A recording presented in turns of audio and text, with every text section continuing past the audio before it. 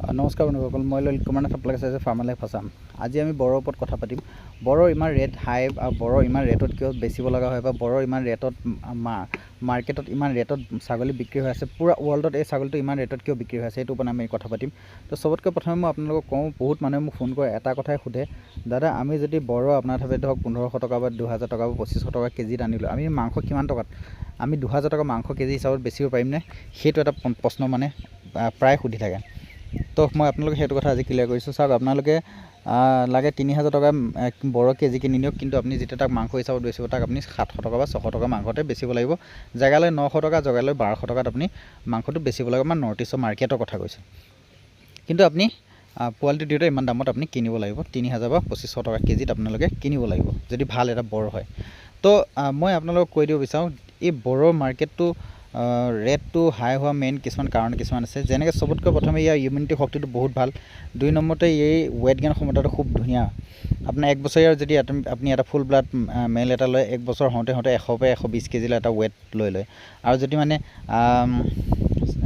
Second generation, third generation লয়, তেতিয়াও মানে 80 পৰা 100 কেজিৰ ভিতৰত সিও মানে 80 পৰা 100 বা 90 কেজি সেনেকুৱা ভিতৰত সি ৱেট গেইন লয়। তো সেইটোক চাইহে আপোনাৰ বড়োৰ ৰেটটো ইমান হাই হৈছে। আচ্ছা, এতিয়া এই ৰেটটো যেন ইমান হাই, তো আমি এই বস্তুটো লৈ পেলাই আমি কি মানে ইয়াৰ পৰা প্ৰফিট কি ল'ব পাৰিম? মই আপোনালোক এটা কথা চিম্পলকৈ কৈ দিওঁ।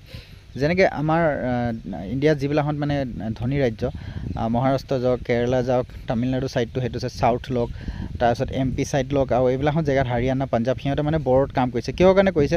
কিন্তু বৰ্তমান মাৰ্কেটটো চোৱা নাই। আমি যেনেকৈ আমি অসমীয়া মানুহখিনি আমি বৰ্তমান আজি মাৰ্কেটটো চাওঁ, আজি মাৰ্কেট, কিন্তু সিহঁতে আজিলৈকে সেই বৰ্তমান মাৰ্কেটটো চোৱা নাই। সিহঁতে মাৰ্কেট চাই আছে কিহৰ? সিহঁতে মাৰ্কেট চাই আছে 2030 পৰা 35ৰ ভিতৰত যিটো মানে মাংসৰ ৰেট হ'ব। যেনেকৈ ছাগলী পোহা জেগা কমি গৈছে, ছাগলী ফাৰ্মবিলাকত কমি গৈছে, ছাগলী ষ্টল ফিডিঙত আহিছে, মানুহবিলাকতে মানে আজিকালি ল'ৰাবিলাকে ছাগলী গৰু পুহিব বাদ দি দিছে। যেনেকৈ আৰু 20 বছৰ পিছত যিবিলাকত ছাগলী পোহা মানুহ আছে, চব মানে আমাৰ জেনেৰেশ্যনটো শেষ হোৱাৰ পিছত খুব কম মানুহ এনেকুৱা ওলাব যিবিলাক মানুহে ছাগলী গৰু পুহিব। তো সেইবিলাকত চব চাই মেলি মানে যেতিয়া মানে 1000-1500 টকা মাংসৰ দাম হ'ব, যেনেকৈ আজি পে 2000, মই কওঁ আপোনালোকক 12, 13, 10 সেনেকুৱা, তেতিয়া আপোনাৰ 10, 12 সেনেকুৱা মানে তাৰমানে 260, 270, 300 টকালৈকে ছাগলী মাংস আছিল। আজি তাৰিখত 700 টকা। 700 টকাৰ তলত আপুনি ছাগলী মাংস নাপায় আমাৰ নগাঁও ডিষ্ট্ৰিক্টত। ঠিক আছে, 700 টকাৰ তলত আপুনি ছাগলী মাংস নাপায়। আপুনি নগাঁৱতে অল অসমতে ধৰি লওক, যদি আপোনাৰ খাচী ছাগলী বা ভাল ছাগলী হয়, 700 টকাৰ তলত নাপায়। কিন্তু সেইটো সময়ত যেতিয়া আপোনাৰ 1000-1200 টকা বা 1500 টকা মাংস কেজি হ'ব, তেতিয়া আপুনি ধৰক 3 বছৰ পুহিলে আমাৰ এটা লোকেল ছাগলী 40 কেজি ৱেট লয়। 3 বছৰ পুহিলে আপুনি এটা লোকেল ছাগলী ৱেট লয় 40 কেজি। কিন্তু আপুনি এটা বৰ পুহিলে 10 মাহত এটা পোৱালি, F1 পোৱালি যদি হয়, আপোনাৰ আমাৰ অসমীয়া আছাম হিলকটৰ সৈতে যদি ক্ৰছ কৰে, তেতিয়াও সি মানে কমচে কম 40 কেজি ৱেট ল'ব, কমচে কম 40 কেজি ৱেট ল'ব। তো 40 কেজি ৱেটৰ 10 মাহৰ পোৱালি এটা যদি হয়, তেতিয়াহ'লে আপুনি 3 বছৰত যিটো দাম পাব, সেই ছাগলীটো আপুনি 10 মাহতে পাই যাব। আৰু এটা কথা মই আপোনালোকক চবতকৈ ডাঙৰ কথাটো কৈ দিওঁ, আপুনি 3 বছৰ এটা ছাগলী ৰেডি কৰিছে, 15-16 হাজাৰ টকাত বেচিছে, আৰু সদায় তাক এমুঠা চাউল বা কেইটামান মাকৈ খুৱাই আছে।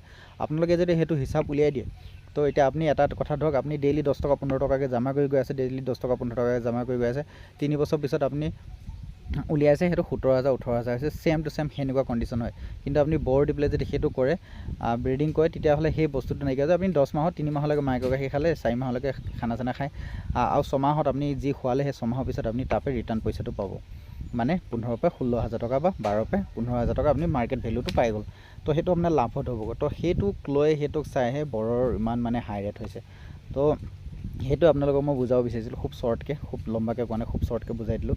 যদি ভাল লাগিছে, চেনেলটো ছাবস্ক্ৰাইব কৰি ল'ব। কিবা কথা জানিব থাকিলে ক'ব, আৰু বড়োৰ পোৱালি লাগিলে মোক ফোন কৰিব, নিশ্চয় আপোনালোকে পাই যাব। থেংক ইউ ভিডিঅ'টো চাবলৈ, ধন্যবাদ।